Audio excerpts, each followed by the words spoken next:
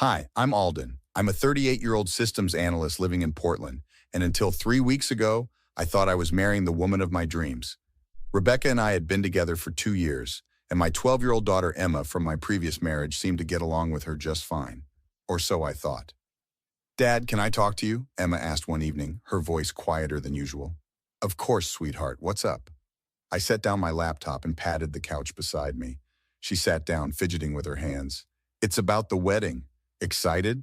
Only 2 months away now." "That's the thing." She wouldn't meet my eyes. "Rebecca told me I'm not invited." I laughed, assuming she'd misunderstood.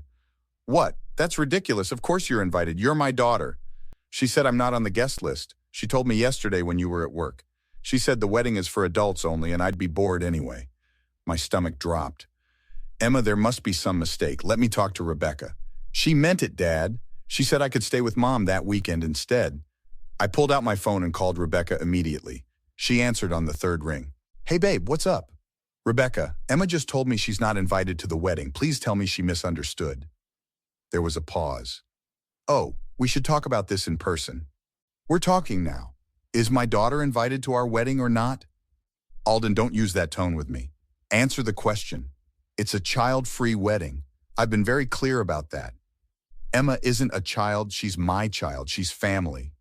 And she'll still be family after the wedding.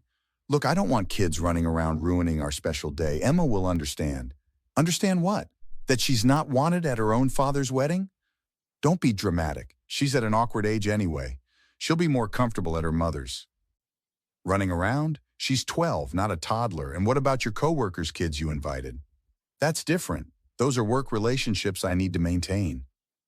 It's our wedding and Emma is part of our family.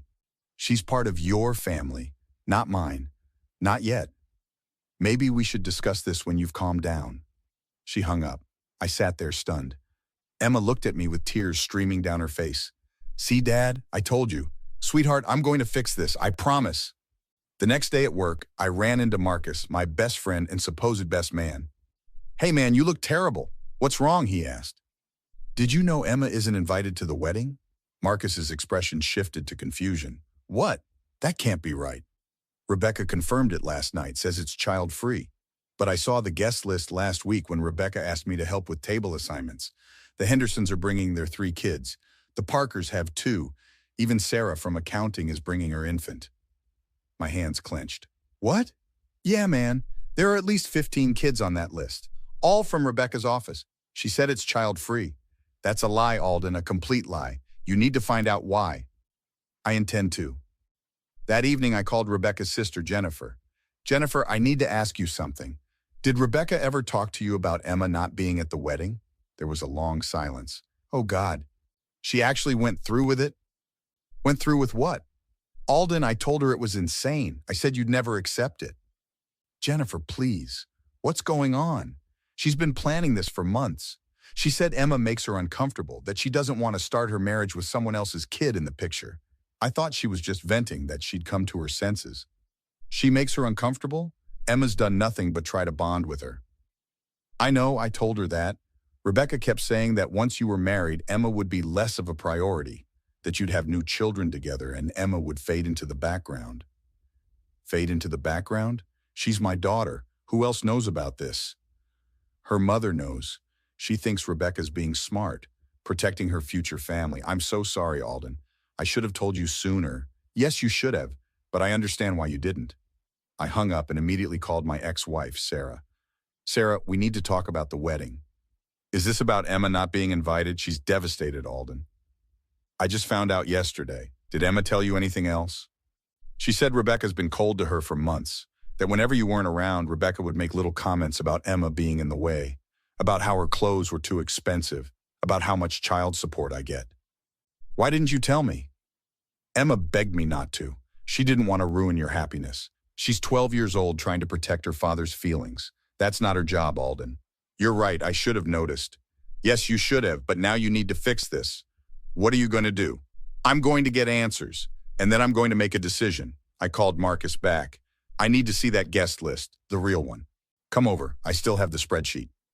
An hour later, I sat in Marcus's apartment staring at the screen. 15 children listed, ages ranging from 6 months to 14 years.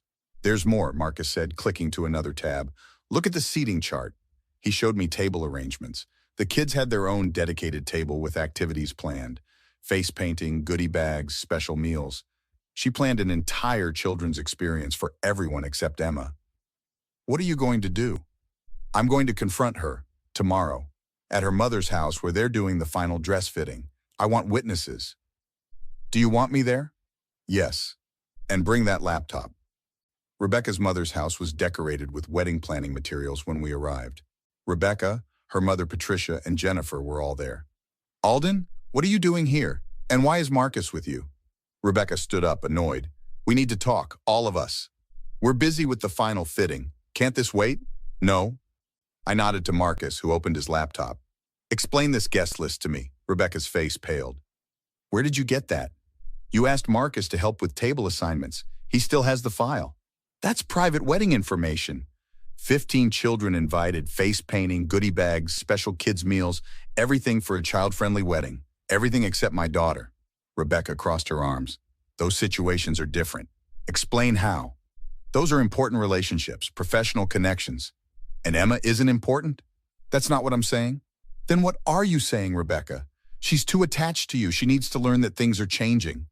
The room went silent. Jennifer gasped. Excuse me, I said quietly. You baby her. She calls you constantly. She expects you every weekend. She acts like she's the most important person in your life. She is the most important person in my life. She's my daughter.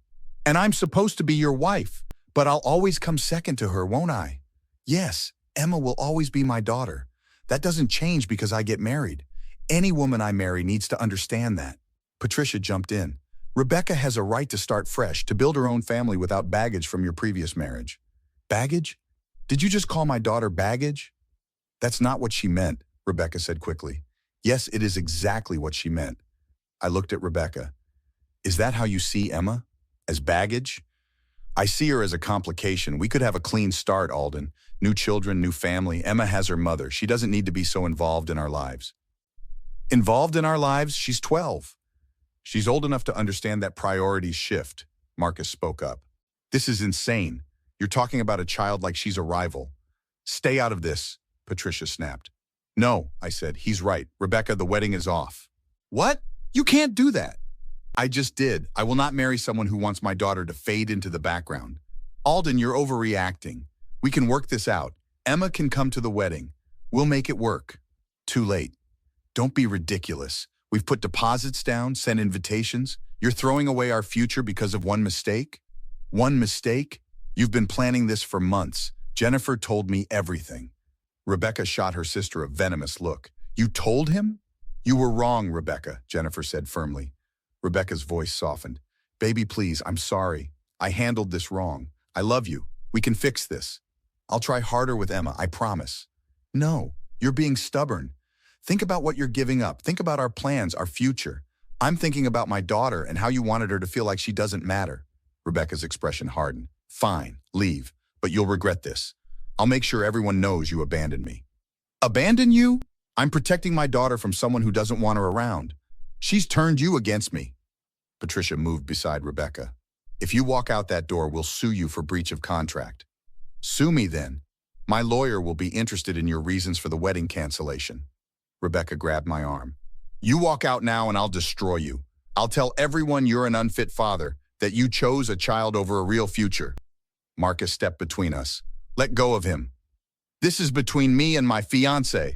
Ex-fiancée, I corrected. And you just threatened me, in front of witnesses. Rebecca released my arm, her voice becoming desperate. Alden, please, I'm sorry, I'm so sorry. I panicked. I'll apologize to Emma. I'll make it right. Just don't leave. I'm done, Rebecca. You can't just quit on us. Watch me. The next morning, I met with my lawyer, David Chen, in his downtown office. Let me get this straight, David said. She deliberately excluded your daughter while inviting 15 other children, lied about it, and when confronted, she threatened you? That's correct. My friend Marcus recorded it on his phone. Smart friend, let me hear it. I played the audio. Rebecca's voice came through clearly. You walk out now, and I'll destroy you. I'll tell everyone you're an unfit father, that you chose a child over a real future. David nodded. That's harassment with intent to damage your reputation. We can pursue a restraining order. I'll file the paperwork today. I want her to understand she can't treat Emma this way. She will. Be prepared, though. This will get messy. By that afternoon, Rebecca had posted on social media. My fiancé abandoned me 3 weeks before our wedding because his ex-wife turned him against me. Please respect my privacy during this difficult time. Within an hour, my phone exploded with messages. I sent a single message to our mutual friends. Rebecca excluded my 12-year-old daughter from our wedding while inviting 15 other children. When confronted, she called Emma baggage and threatened to destroy my reputation. I have witnesses and recordings. The wedding is off permanently. The response was immediate and divided. Some defended Rebecca. Most were horrified. Marcus called. Jennifer just posted her own statement backing you up. Rebecca's mother is losing it. 3 days later, I sat in my living room with Emma. Dad, you canceled the wedding because of me? Her eyes were red from crying. No, sweetheart. I canceled it because Rebecca showed me who she really is, and that person doesn't value you the way she should. But you loved her. I loved who I thought she was. But real love doesn't exclude people. It doesn't make children feel unwanted. Are you sad? I'm sad about losing what I thought we had. But I'm not sad about protecting you. You will always come first, Emma. Always. She hugged me tightly. I love you, Dad. I love you too, sweetheart, more than anything. 2 weeks later, I received notification that the restraining order had been granted. Rebecca was prohibited from contacting me or Emma, and from posting about either of us on social media. Marcus visited that evening. How are you holding up? Better than I expected. Emma's therapist says she's processing everything well. And you? I'm angry. Angry that I didn't see it sooner, that I let Emma suffer through months of Rebecca's coldness. You're fixing it now. That's what matters. Rebecca tried to call yesterday, blocked number, but I recognized her voice on the voicemail before I deleted it. What did she say? That she's changed, that she understands now, that she wants to start over. You're not considering it? God, no. She had months to treat Emma with kindness and chose cruelty instead. People don't change that fundamentally. The final confrontation came a month later at a coffee shop where I was meeting David. Rebecca appeared, violating the restraining order. Alden, please, just talk to me. She sat down uninvited. David immediately pulled out his phone. I'm calling the police. You're in violation of a court order. Wait, please, I just need 5 minutes. You need to leave, I said calmly. I've been in therapy. I understand now that I handled everything wrong. I want to make amends with Emma to start fresh. No. You're not even going to let me try? Rebecca, you planned our wedding around excluding my daughter. You called her baggage. You threatened me. These aren't mistakes. They're character reveals. People can change. I've learned so much about myself. I see now how wrong I was. Maybe, but you'll have to prove that to someone else. Emma and I are done being your learning experience. I love you.